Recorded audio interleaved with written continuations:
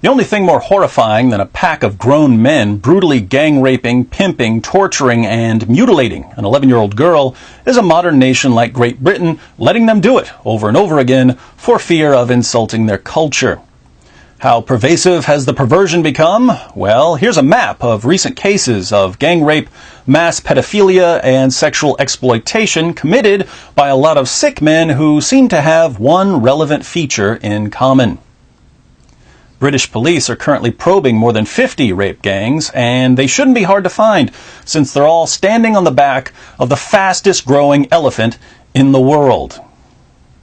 The British government spent the last year investigating whether the rape wave has somehow been caused by the race of the rapists. Determined to refute a hypothesis put forward by no one ever, the government concluded there is no simple link between race and child sexual exploitation. Well then, country that gave us Sherlock Holmes, Father Brown, and Miss Marple, if race isn't the cause of our child sexual exploitation epidemic, maybe we can spot another feature held in common by such diverse figures as Abid Mohammed Sadiq of Derby, his partner Mohammed Liaquat, Mohammed Sajid of Rochdale, his partner Mohammed Amin, Mohammed Islam Chowdhury of Telford, his partner Mohammed Ali Sultan, Mohammed Karar of Oxford, and Mohammed Sheikh of London. What could all these Mohammeds possibly have in common? The judge said all of you treated the victims as though they were worthless and beyond any respect. One of the factors leading to that was the fact that they were not part of your community or religion. Most British leaders, of course, take it for granted that Islam has nothing to do with these attacks, just as it had nothing to do with the 9/11 attacks, or the 7/7 bombings, or the Madrid train bombings, or the Mumbai massacre, or the Fort Hood massacre, or the Boston Marathon bombing, or the beheading of Lee Rigby, or the deaths of the 270 million people killed in the name of Allah over the past 14 centuries. It's sheer coincidence that so many of these gang rapists and pedophiles share a common religious background, and that with several sets of brothers involved in these cases, the rape wave seems to be a family affair.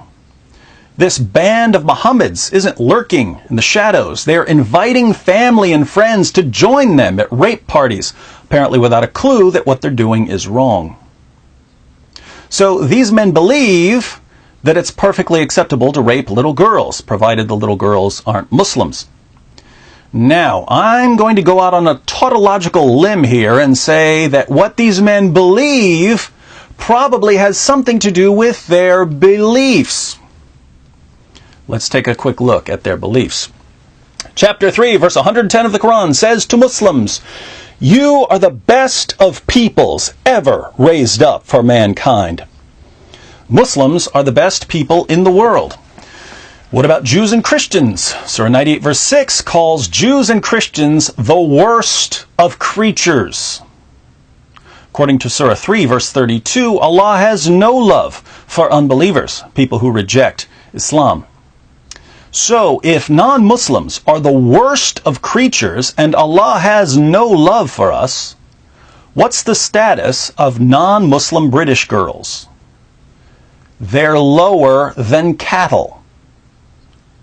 But these claims in the Quran don't influence Muslims, right? My brothers, remain in your ranks and do not be scared of these filthy kuffar. They are pigs. Wallahi, they are pigs. Allah says they are worse than cattle. Worse than cattle. Unfortunately, unbelievers don't always recognize how inferior we are, so Allah sent Muhammad to begin the important task of putting unbelievers in their place, a place of humiliation and degradation, and putting believers in their place, a place of authority and supremacy. Under Muhammad's rule, unbelieving men were either killed or violently subjugated. Unbelieving women who were captured became the sex slaves of Muslim men. Sincere Muslims today look back to the time of Muhammad as the glory days of Islam, the Prophet and his companions marching out and subduing people in the name of Allah. But the Islamic project of subjugating unbelievers wasn't just for the time of Muhammad. If you read the Muslim sources, Islam was to continue expanding until it dominated the entire world.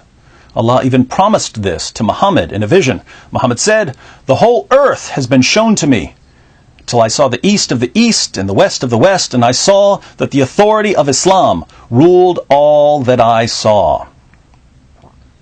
But these teachings have absolutely no effect on Muslims, right?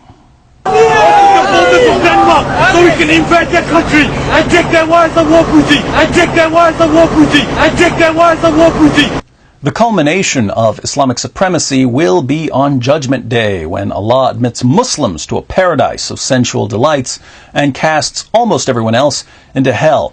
I say almost everyone else because there's an important twist for those of you who aren't familiar with Islamic eschatology.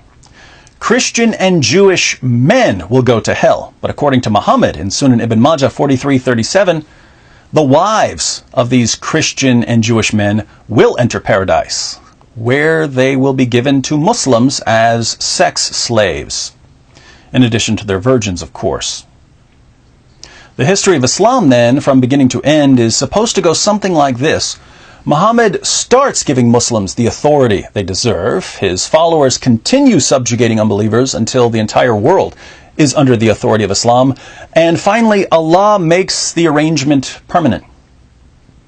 Now, take a look at the world around you.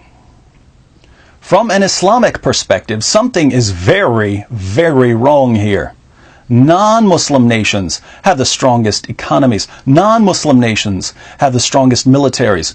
Muslims are fleeing Islamic countries as fast as they can get visas. Is this what Muhammad said would happen? Of course not. Muslims are superior, and the world is supposed to reflect that. But the world just won't cooperate. If you're a Muslim immigrant driving a taxi in the UK, you're taxiing people who are inferior to you. If you're a Muslim serving kebabs to British girls, you're serving kebabs to girls who are supposed to be your sex slaves. Bitterness and resentment grow, and at the end of the day, there are only a few ways you can set the world right, even if briefly. You can start patrolling the streets and enforcing Sharia, screaming orders at all the inferior unbelievers. So Muslim Patrol, move away from the mosque. I'm calling, obviously, to not dress like that in Muslim area. This is a Muslim area. Or you might go a little further and slaughter an unbeliever, putting the fear of Islam into the entire population. Do you think David Cameron is going to get caught in the street when we start busting our guns? Do you think your politicians are going to die? No, it's going to be the average guy like you and your children. Or you can climb on top of an 11-year-old British girl, degrade her in every possible way, and show her again and again what utter contempt you and your Muslim brothers and your God have for worthless creatures like her, creatures who, according to Allah Himself, are only fit to be the sex slaves of Muslims. Across the country, many have been shocked at the uncovered sexual exploitation rings, first in Rochdale, then Rotherham, Derby, and most recently in Oxford. Gangs of men lure vulnerable young girls, some as young as 10, with presents in order to gain their trust. Then they force them to take drugs, rape them, and finally they sell them off into prostitution. The reported gangs are made up of Muslim men, their victims, young white girls. In a sane world, politicians and the media would relentlessly confront any ideology that produces such sickening disdain for some of the most vulnerable people in our society. Leaders would unite in saying, look, if your religion only lets you feel like a man when you're abusing unbelievers, prepare to have your religion mercilessly scrutinized. Instead, they assure us that Islam can't be a problem. After all, most Muslims live perfectly normal lives. While I'm willing to grant that most Muslims live far better lives than their religion commands them to live, this has nothing to do with whether we should criticize Islam. Saying that we shouldn't be concerned about the effects of Muhammad's teachings because most Muslims don't turn to rape or violence is kind of like saying that we shouldn't be concerned about the effects of smoking because most smokers don't get lung cancer, or that we shouldn't be concerned about the effects of drunk driving because most drunk drivers don't end up killing anyone. A deadly impact on a minority. is still deadly.